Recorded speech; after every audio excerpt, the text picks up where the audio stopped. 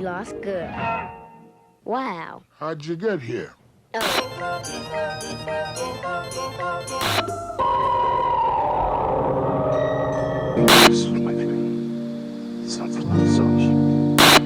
So let's get something done up front.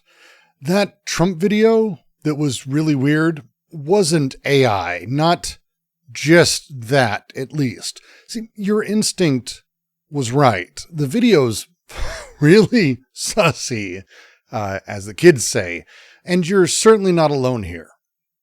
For me, 6 months ago-ish, alarm bells went off, for a lot of people actually, when watching a video where Trump spoke about crypto in a weirdly flat way, using words he didn't know how to pronounce. And it was weird and sussy.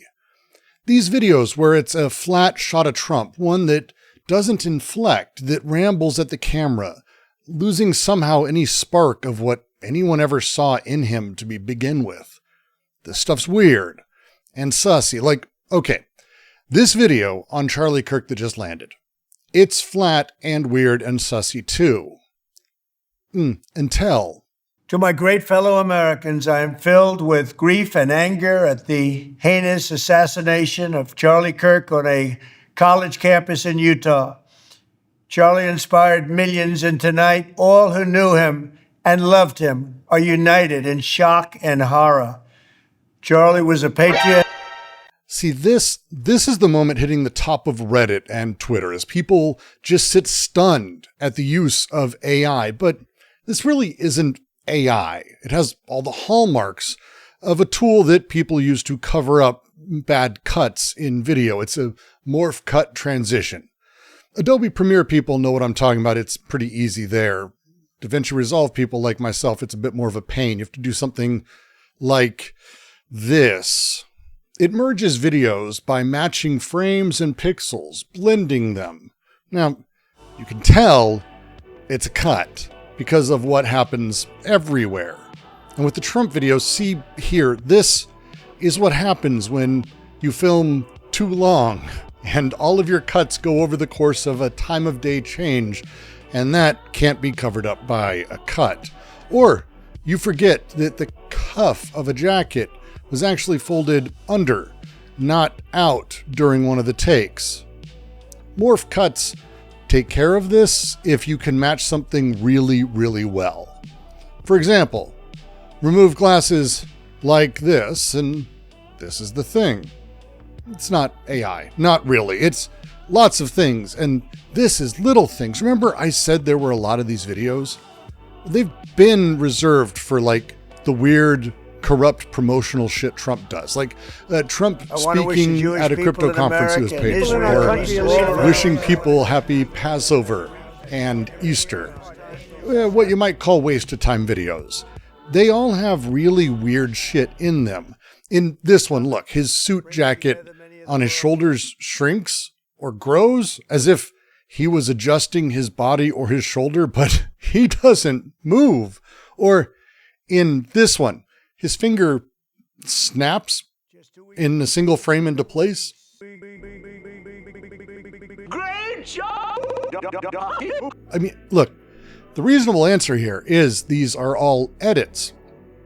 Cuts, places spliced together of multiple cuts of Trump, which is really weird, sure. The weirder thing is that all these cuts, he's actually mid-word.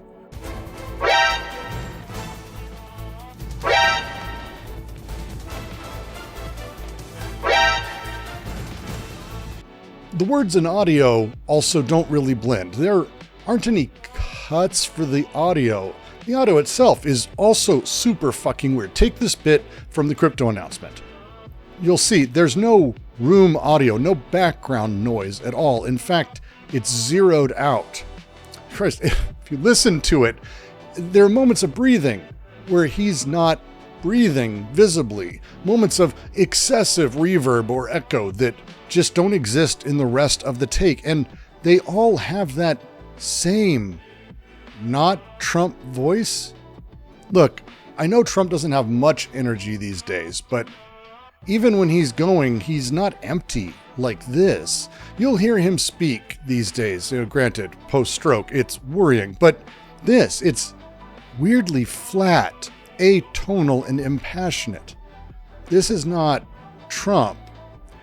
This is one of the reasons people think AI made it. To like this. To my great fellow Americans, And if I just take this clip and 5 minutes on my home PC, I get... To my great fellow Americans, If I take just another few minutes of quick editing, I can get it to match pretty goddamn well, and I'm not an audio engineer. To my great fellow Americans, I am filled with grief and anger at the heinous assassination of Charlie Kirk on a college campus in Utah. Charlie inspired millions, and tonight, all who knew him and loved him are united in shock and horror. Charlie was a patriot. But I did say this video and none of this is really about AI. It's not. The internet is on fire right now because of AI. There's a doubt about everything. This video is just the latest in line with it. And it's exceptional because with all this shit, the weird audio, the odd morphing, the samey angles and odd cadence, take a look. I think these ties are the same tie with color correction.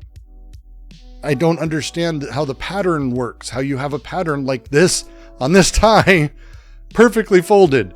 I've never been able to ever tie a tie where the pattern carried from the knot down so perfectly and exactly angled. Here's the thing. All this conspiracy shit, we do know one thing. This shit was edited. Not with a filter, fully fucking edited.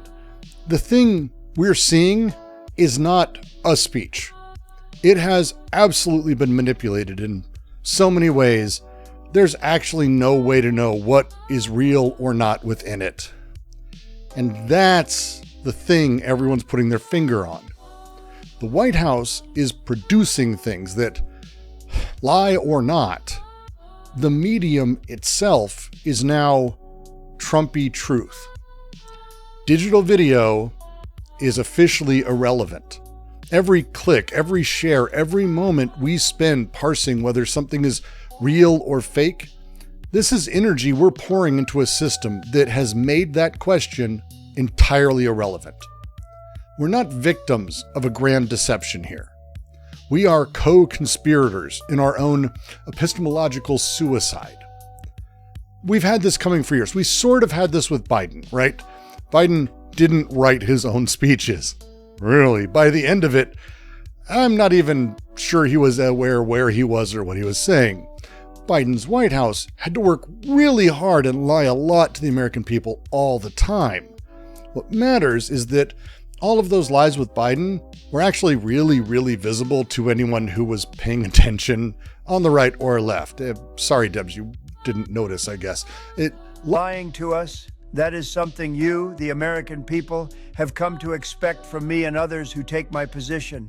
But as time passes and you aren't sure what is happening, what then? Do you really believe there were riots in LA or just well-edited footage? Do you believe one video of a murder or another? Or that a murder may or may not have occurred at all? To spread hate, many people do. Across social media, people cheer for murder and laugh at the dead. It's the first lesson of being a leader. When the enemy is the devil, there are no rules. It's a long past time for all Americans and the media to confront the fact that violence and murder are the tragic consequence of demonizing those with whom you disagree day after day, year after year, in the most hateful and despicable way possible. Or does it matter at all? Does any event actually happening really change your mind? Does it do anything except affirm your already existing beliefs, your indignations? Is it possible you found a way to not matter either? Does it matter why? This is a dark moment for America. Dead internet theory predicted a time where the internet wouldn't be useful anymore as AI slop overtook us and we couldn't tell reality from fiction. but my video was playing on every channel dozens of times. The media, your friends, your social circles shared it uncritically. It's not dead internet theory. It's a goddamn dead social field. Sharing out of impulse of righteousness or simply to ensure you mattered, critically if you dislike Trump and the message. We're empty bodies with no choices, clicking share and typing something out, reciting it to the camera.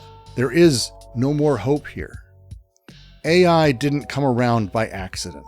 It needed a time where a person cares less about pushing into the world than when withdrawing from it, where what I am or what you are can be reduced to a profile picture and a quick text-based bio.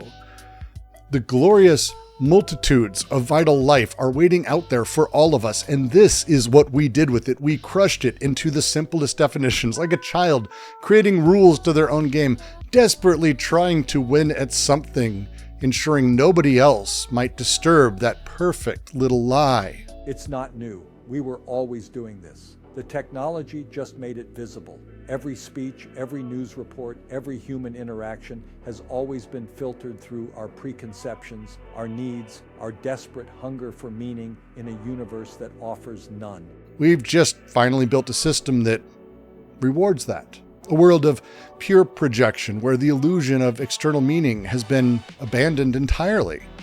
And you're the one giving it meaning, doing the labor and the work for those in power, giving them your energy, your vitality, so that they might use it to shackle you with the result. We are the AI now. We are deepfakes. We are the algorithm optimizing for engagement with our own void.